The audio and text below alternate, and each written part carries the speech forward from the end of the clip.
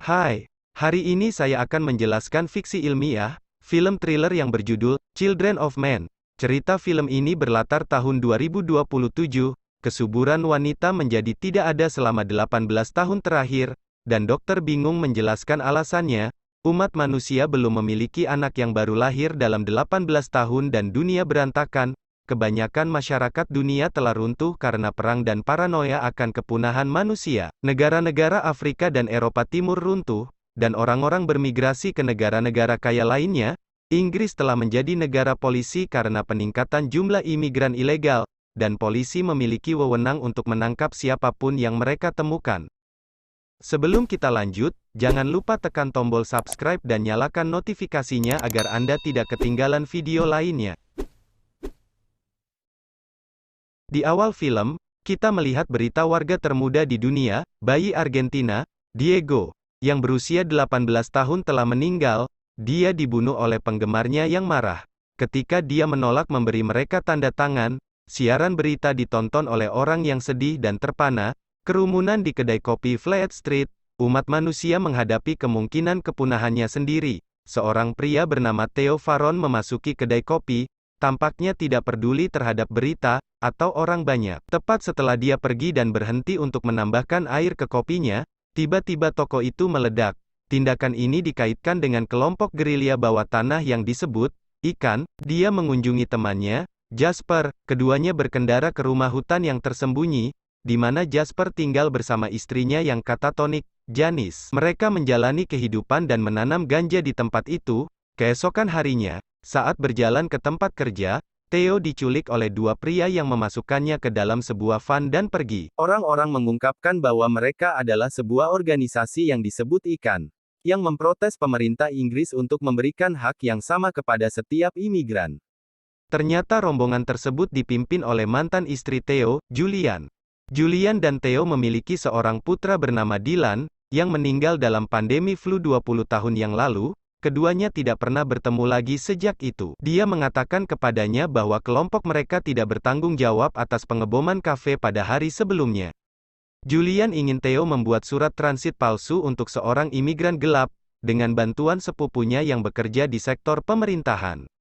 Theo mengunjungi sepupunya, tetapi mereka secara khusus menyatakan bahwa Theo sendiri harus menemani imigran ini keluar kota. Luke, si imigran, dan bidan Miriam berkendara ke pantai selatan Inggris bersama-sama. Dalam perjalanan, mereka dihentikan oleh mobil yang terbakar. Tiba-tiba sekelompok orang menyerang mereka, semua orang panik, dan Luke mulai menyetir mobil secara terbalik. Namun, seseorang di depan mereka menembak mati Julian. Saat mereka melarikan diri dari lokasi penyerangan, mereka dihentikan oleh polisi. Ketika dimintai surat-surat mereka, Luke membunuh kedua polisi itu. Theo berhenti sejenak dari kebaktian dan menangis secara pribadi untuk Julian. Lucas menemukan mobil lain, dan mengantar mereka ke rumah persembunyian di sebuah peternakan tempat kelompok ikan berkumpul. Theo memberitahu bahwa dia akan pergi, dan ikan bisa merawatnya. Namun, dia mulai menanggalkan pakaiannya. Theo tercengang saat melihat Ki hamil 8 bulan. Semua orang mengklaim bahwa itu adalah keajaiban. Kelompok itu kemudian berdiskusi apa yang harus menjadi langkah mereka selanjutnya, dan Theo bersikeras mereka harus mengumumkan kehamilannya. Namun mereka mengklaim bahwa pemerintah Inggris akan membawa Ki dan anaknya pergi, dan menggunakannya untuk keuntungan sendiri. Mereka meninggalkan keputusan untuk Ki, yang setuju untuk tinggal di tahanan ikan. Di malam hari, Luke terbangun karena keributan dan keluar untuk melihat. Ternyata ada dua pria yang terluka, salah satunya adalah rekan Julian dan seorang sosiopat bernama Patrick. Dia menguping percakapan Luke dan Patrick, dan mengetahui bahwa pembunuhan dan kerusuhan itu direncanakan oleh ikan. Mereka ingin mengambil bayi Ki, untuk mendapatkan uang. Selain itu, mereka berencana untuk membunuh Theo di hari berikutnya. Setelah mendengar semua ini, Theo panik. Dia dengan cepat masuk ke kamar Ki dan Miriam, dan memberitahu mereka bahwa Luke berada di balik kematian Julian. Dia membawa kedua wanita itu dan menyelinap keluar dari rumah. Theo menonaktifkan semua mobil yang lain, dan memasukkan para wanita ke dalam mobil, lalu pergi dari mereka. Theo membawa mereka ke rumah Jasper karena tersembunyi. Jasper terkejut melihat Ki hamil, dan setuju untuk membantu mereka. Dia membuat rencana agar Ki naik ke kapal yang bernama Tomorrow.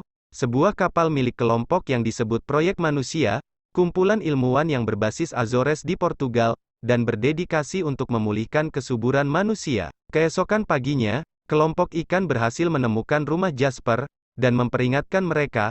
Theo dengan cepat menyuruh semua orang masuk ke mobil dan membawa mereka ke teman Jasper, Sid, yang akan membantu mereka sampai ke kapal Tomorrow menggunakan perahu. Theo, Ki, dan Miriam menyaksikan orang-orang itu dari jauh, dan ketika Jasper menolak untuk berbicara, mereka menembaknya sampai mati. Theo sedih dengan kematian temannya, tetapi dia harus melanjutkan misinya. Mereka tiba di salah satu sekolah yang telah ditinggalkan, sampai sebuah mobil tiba di lokasi. Sid membawa mereka ke kamp pengungsian, di mana mereka melihat aparat membunuh para pengungsi satu persatu. Sepanjang jalan, Ki mengalami kontraksi dan merintih kesakitan. Miriam adalah seorang ginekolog sebelum pandemi infertilitas, membantu Ki dengan kontraksi. Mereka berhasil naik bus pengungsi dan menuju ke Bexhill.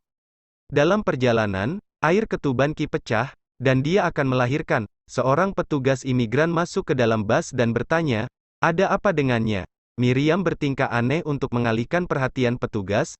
Dia ditangkap dan diturunkan dari bus. Sementara Ki dan Theo mencapai Bexhill tanpa terdeteksi. Di sana mereka bertemu wanita bernama Marika, lalu membawa mereka ke sebuah ruangan untuk bermalam.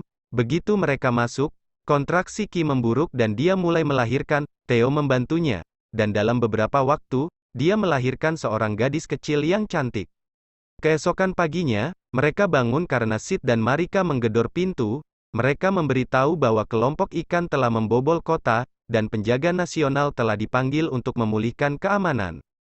Ki mencoba menyembunyikan anaknya dari mereka, tetapi mereka melihatnya. Marika mencoba memberitahu Theo dan Ki untuk tidak pergi bersama Sid karena dia orang jahat, tapi Sid mengancam mereka dengan pistol. Ternyata, Sid ingin menukar Theo dan Ki dengan uang. Marika menyerang Sid dan mereka berhasil lolos di tengah kerusuhan dan baku tembak di jalan. Mereka berhasil sampai ke keluarga Marika.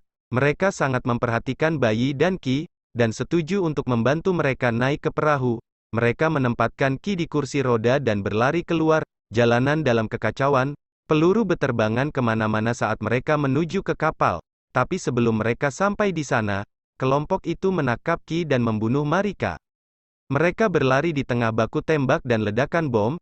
Theo berkeliling gedung, mencari Ki dan anak itu. Saat Theo mencoba mengeluarkan Ki dan bayinya, Luke melepaskan tembakan ke arah Theo, tetapi Luke terbunuh beberapa saat kemudian, dan mereka berhasil melarikan diri.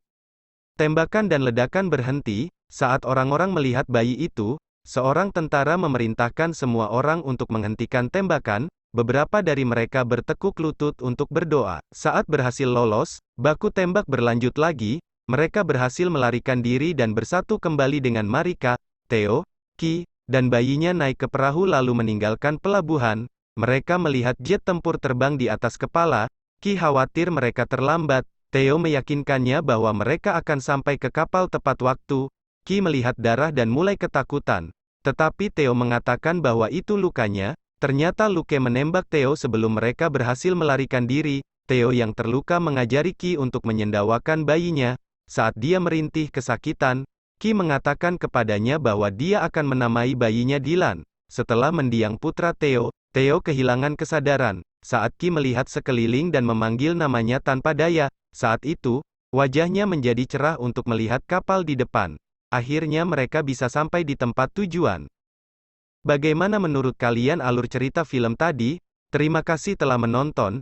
Jika ada salah kata atau cerita yang tidak tepat mohon dimaafkan, dan sampai jumpa lagi di video selanjutnya.